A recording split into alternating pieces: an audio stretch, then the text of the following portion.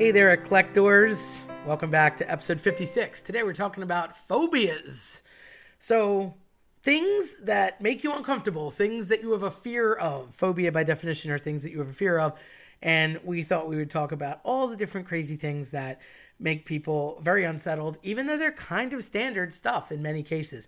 And I can proudly say that I am not really on this list too much, but a couple things. We're going to start backwards. So number 10 is aquaphobia. It's a fear of water. I love water, so obviously since I'm part shark, it doesn't bother me. But people that are afraid of water, going over water, in water, just boating in general, or just being in the water swimming, it's terrifying to them. So aquaphobia. 9 would be the opposite element, pyrophobia. Fear of fire. I get this one a little bit more because crisping to death seems like a horrible way to go. Although drowning, obviously not a comfortable thing either. But the wise man would say neither if you were presented with a choice. So pyrophobia, interesting because this could also prohibit you from like lighting a match or going to your birthday cakes or basic things that are just, I'll say straw man syndrome or like Frankenstein. It's just always meant to be like a deterrent. So you might not even want a wood stove in your home, or you might not want a fireplace or go near a fire pit or go to a bonfire or something like that, which are kind of cultural things that can happen, especially around Northeast time in the fall. So it might make you uncomfortable. Just something simple like making s'mores could turn into a fearful event. So maybe not your thing.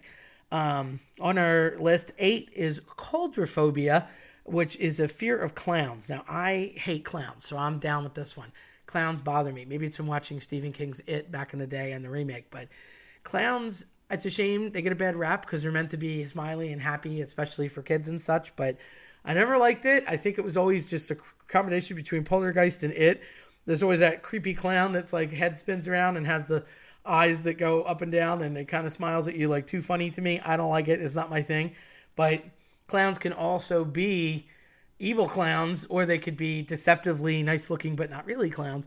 So there's like ulterior motives with clowns, but I get that. That's kind of a biggie. And they've also taken clowns and put them into the scary place on purpose to kind of mess with your head. So it's like something innocent from childhood that gets in the horror genre, and that can really mess with you. So I understand that. Whereas like water and fire, it's just an element. It is. There's nothing about it. It's just the way it is. It's not like it's got a mind of its own. Although Firestarter would probably agree differently.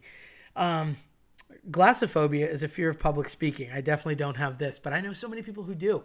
And it's funny because as a teacher, I have friends that hate talking like at parent night or addressing a crowd. And I'm like, yo, how is that possible? You're a teacher. You talk to kids all day. And they're like, no, it's different. It's your class. I don't know. I guess I joke about the Brady Bunch, and they just say, pretend everybody's in your underwear and look over their head is like always the way to get around that. But I imagine if you do have a problem just speaking to people as a whole, I don't know where the cutoff point is. Is it more than 2? Is it more than 3? Does it have to be a room full of them? Is it an auditorium? Like, at what point does that become scary? Is it the size and the shape of the venue, or the amount of people, or what you have to say? Like, where exactly does that fear kick in? I'm curious about that because that's something that I think if you're talking to a group, you're talking to a group, whether it's 3, 5, 30, 300, or 3,000. But I get that. I get a lot of people not wanting to read out loud or speak in public. I just, not my thing. Never something I had to worry about, but I am fascinated by it. 6 on our list is trypanophobia, which is a fear of shots and needles. I'm not a fan. I mean, I'll do what I have to do, but I'm not a big fan of getting stabbed. I guess it's that whole piercing of the skin thing because it is invasive. So I get this because it's physical and it's obviously a response, but there are some people that need to be like sedated because they won't sit still for any kind of shot or anything like that.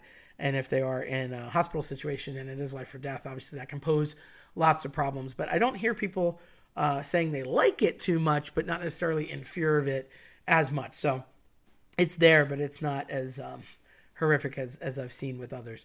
Number 5 on our list is astrophobia, which is a fear of thunder and lightning. My dog definitely has this.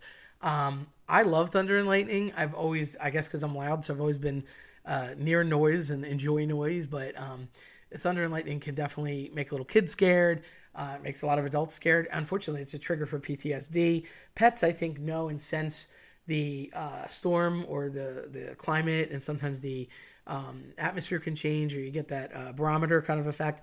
And I think that they just get unsettled because they know that some sort of natural disaster is coming, even if it's just a rainstorm, and they react to that. So it's sort of like the little hairs in the back of your neck go up. I love it. I love watching thunder and lightning. I think, well, I guess you watch lightning, not thunder, but first you see it, then you hear it. I guess because they told me angels were bowling when I was a kid, and it was good times, but didn't bother me. But a lot of people get very nervous about thunder and lightning, and the noise itself can be irritating, I suppose. Fireworks, I imagine, too. Same thing, like I said, with my pet. I put the little thunder shirt on her, and poor Mindy, she's like in a corner.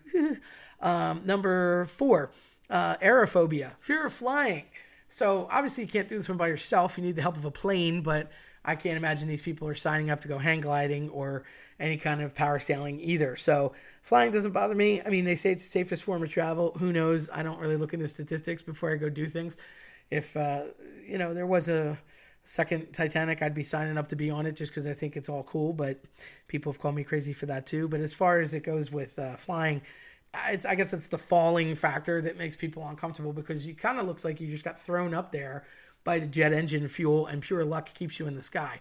My pilot buddy always tells me you would not fly as much as you do or be as comfortable with it if you saw a lot of the behind the scenes and some of the repairs and some of the pockets in the way that you just kind of drop in the air by hitting an air pocket. So he's probably right, but what I don't know doesn't hurt me. So they call it 10,000 mile hour tape for a reason. It's basically duct taped when there's cracks in the wings. I found that one out and never let go of that, but that's okay. I look for that duct tape, because if the duct tape's there, then they know the crack is there, and then they'll fix the plane.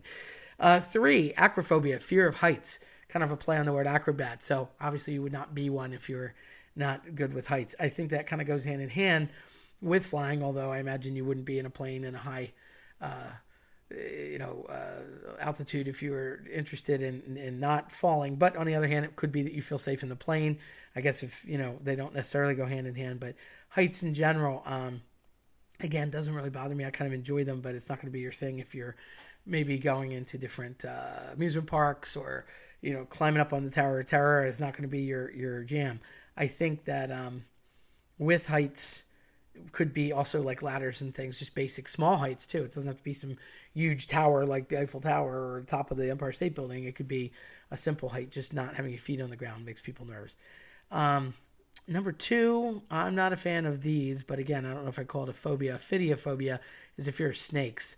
I am not a snakey fan, and I don't ever really want to be near one, and I can't say I've been in close proximity too often, but more for the poisonous factor than I'm just not a fan of snakes. But yeah, that's a terrifying phobia to a lot of people, certainly with rattlesnakes and diamondbacks and cobras and things that can actually hurt you immediately, versus a little like garter snake or something like that. But still, just seeing them can unnerve people.